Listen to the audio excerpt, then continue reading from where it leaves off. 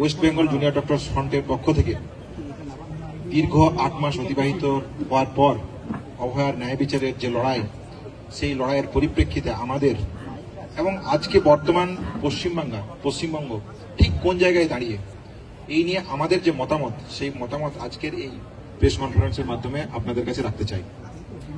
সমস্ত বাংলার সুবুদ্ধি সম্পন্ন মানুষ যারা আছেন তাদেরকে আজকে ভেবে দেখার জন্য অনুরোধ করব, যে নাগরিকরা অভয়ার আন্দোলনে আমাদের পাশে ছিলেন, আমাদের পাশে এখনো থেকেছেন, আমাদের আন্দোলনে আকুণ্ঠ সমর্থন জানিয়েছেন, আমাদের যে সুর আমরা যে ধ্বনিত করেছি আরজিকর দিচ্ছে ডাক অভয়া বিচার পাক, তার সাথে সেই সুরের সাথে আপনারা সম্পৃক্ত হয়েছেন, তাদেরকে কিছু জিনিস ভেবে দেখার জন্য অনুরোধ রাখছি।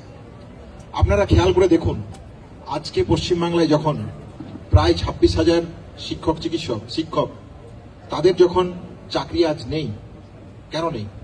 সুপ্রিম কোর্টের যে রায়, তার পরিপ্রেক্ষিতে তারা আজ শিক্ষকহারা, চাকরিহারা। কিন্তু এই দায় কার?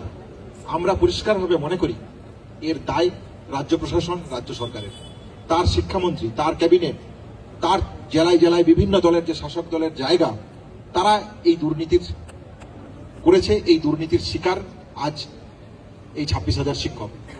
আপনারা দেখুন, তারা যখন এই প্রতিবাদের জায়গাতে আসছে, তারা যখন এই লড়াইয়ে তাদের চাকরি ফিরিয়ে আনার জায়গা বলছে, যোগ্য অযোগ্য বেছে দিতে বলছে, তাদের উপর আজকে যেভাবে পুলিশি নির্যাতন হয়েছে, এই নির্যাতনকে ওয়েস্ট বেঙ্গল জুনিয়র ডক্টরস ফ্রন্টের পক্ষ থেকে আমরা এই পুলিশের যে বর্বরচিত যে ঘটনা, একে ধিক্কার জানাই। আমরা মনে করি স্বাধীন পশ্চিমবাংলা, স্বাধীন ভারতবর্ষ হওয়ার পর এইরকমভাবে পুলিশের উপর আক্রমণ, এটা শান্তিপূর্ণ মিছিলের উপর আক্রমণ কখনো হয়েছে কিনা আমাদের ভেবে দেখার প্রয়োজন আছে। ওয়েস্ট বেঙ্গল জুনিয়র ডাক্তারস ফ্রন্টকেও ঠিক সেইভাবে নানানভাবে হেনস্থা করার শিকার আজকে ঘটতে হচ্ছে।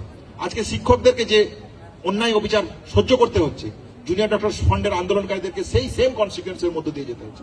আপনারা দেখেছেন অনশন আন্দোলনের সময় একজন রিক্সা, একজন ট্রলি যখন আমাদের খাট বয়ে নিয়ে যাচ্ছে অনশন মঞ্চের জন্য, তাকে কিভাবে হেনস্থা করা হচ্ছে।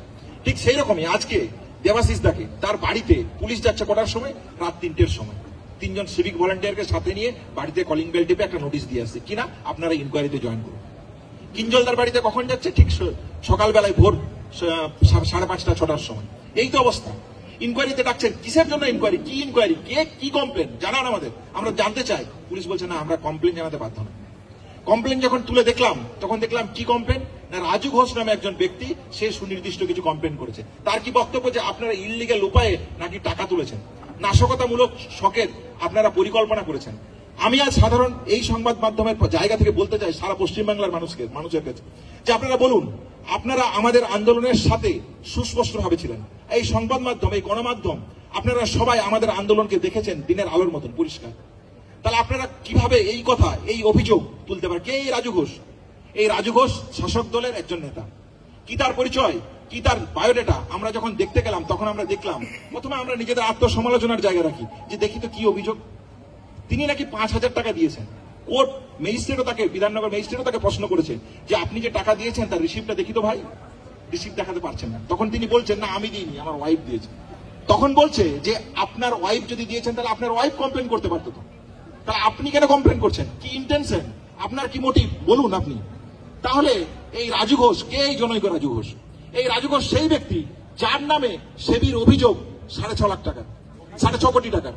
তাহলে এই হচ্ছে সেই ব্যক্তি যে অভিযোগ করছে একটা ন্যায়সঙ্গত আন্দোলনে জুনিয়র ডাক্তারদের যে লড়াই, সেখানে সাধারণ মানুষ যেভাবে আকুণ্ঠ সমর্থন জানিয়েছে, সেই আকুণ্ঠ সমর্থনের প্রতি যে কোনো গণ আন্দোলনে ইতিহাসের জায়গা থেকে আপনারা যদি দেখেন, তাহলে দেখতে পাবেন অগণিত গণ আন্দোলনে ঠিক এইভাবেই সাধারণ মানুষকে সমর্থন জানিয়েছে।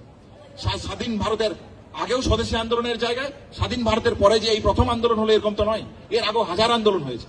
সেই আন্দোলনেও সাধারণ মানুষ টাকা দিয়েছে, সাধারণ মানুষ বিভিন্ন রকম ভাবে রাজনৈতিক পালাবদলও ঘটেছে। কোন সরকার কোন সময় এই গণ আন্দোলনের জায়গা থেকে যে ফান্ডিং, তার হিসাব চেয়েছে? নেতাজির কাছে হিসাব চেয়েছে, গান্ধীজির কাছে হিসাব চেয়েছেন, সিআর দাসের কাছে হিসাব চেয়েছেন। তাহলে কতটা নক্কারজনক ঘটনা ঘটতে পারে এই রাজ্য প্রশাসন, আপনাদেরকে ভেবে দেখার অনুরোধ রাখছি। তাহলে আজকে যে পুলিশি বর্বরতার শিকার হচ্ছেন শিক্ষকরা, আজকে যে পুলিশি বর্বরতার শিকার হচ্ছে এই আন্দোলনকারী জুনিয়র ডাক্তাররা, আমরা ঠিক কোন বাংলায় বসবাস করছি, কোন বাংলায় থাকছি, এইটা ভেবে দেখার প্রয়োজন আছে। আপনাদেরকে ভেবে দেখার প্রয়োজন আছে যে কি হেনস্থার শিকার। টাকা পয়সা নিয়ে সমস্যা, প্রত্যেকটা পাই পয়সার হিসাব West Bengal junior doctors front দেবে। কবে দেবে? 16 এপ্রিল। আরজিকর মেডিকেল কলেজে কনভেনশনের ডাক দিচ্ছি। এই কনভেনশনের মাধ্যমে পাই পয়সার হিসাব West Bengal junior doctors fund সাধারণ মানুষের কাছে রাখবে। যে দায়বদ্ধতার জায়গা থেকে আপনারা আমাদের প্রতি আকণ্ঠ সমর্থন জানিয়েছেন, সেই আকণ্ঠ সমর্থনের জায়গা থেকে আমরা মনে করি আমরা এই পাই পয়সার হিসাব মিটিয়ে দেব। ঠিক তারপর আমরা যখন পয়সার হিসাব চাইবো, সেই পয়সার হিসাব আপনি রেডি রাখুন।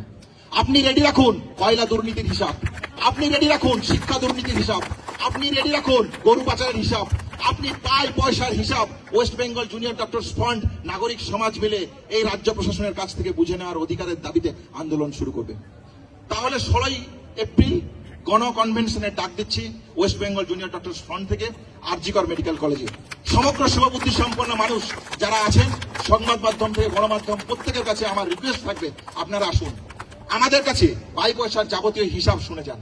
পাশাপাশি আর একটা জায়গা সুস্পষ্টভাবে বলে রাখছি, ভবিষ্যতে West Bengal junior doctors fund তার আন্দোলন কিভাবে পরিচালনা করবে, তার আন্দোলন পরিচালনায় এই বর্তমান যা ঘটনাক্রম চলছে, সেই ঘটনাক্রম পরিপ্রেক্ষিতে আন্দোলনের দিশা কি হবে, আন্দোলনের বৃহত্তর যে পথ সেই পথে কিভাবে এগোবে, তার সুপরিকল্পিত পরিকল্পনা ওয়েস্ট বেঙ্গল জুনিয়র ডক্টরস ফান্ডের পক্ষ থেকে আমরা রাখবো। 16ই এপ্রিল আপনারা আসুন, আপনাদের সুচিন্তিত মতামত রাখুন। West Bengal junior doctors fund তার টাকা পয়সার হিসাবের সাথে ভবিষ্যতের আন্দোলনের দিশা সম্পর্কে তাদের সুনির্দিষ্ট মতামত রাখবে। এই বলেই আমি আজকের প্রেস কনফারেন্স শেষ করছি। আগামীকাল এই যোগ্য শিক্ষক শিক্ষিকারা সমাজের সমস্ত স্তরের মানুষকে নিজেদের সাথে ডেকেছেন, কালকে তারা মিছিলও করবেন, আপনারা কি থাকবেন? দেখুন, সমস্ত গণ আন্দোলন, যে কোনো জায়গায় অন্যায়ের বিরুদ্ধে যদি গণ আন্দোলন হয়, West Bengal junior doctors fund সম্পূর্ণরূপে সেই গণ আন্দোলনকে সমর্থন করে। গণ আন্দোলনের থাকার ক্ষেত্রে আমাদের দিক থেকে কোনো রকমের অসুবিধা নেই, কিন্তু প্রশ্ন যেটা সেটা হচ্ছে যে আমাদের যে কাজের যে সীমাবদ্ধতা আছে, এই সীমাবদ্ধতার জায়গা একটা আমাদের সবসময় থাকে। এই কনস্ট্রিকশনের মধ্য দিয়েই আমরা আমাদের কাজকর্ম করব। সমস্ত গণ আন্দোলনে যেভাবে আমরা সাহায্য করতে পারবো, সেই আন্দোলনে আমরা থাকবো। We want justice. We demand justice.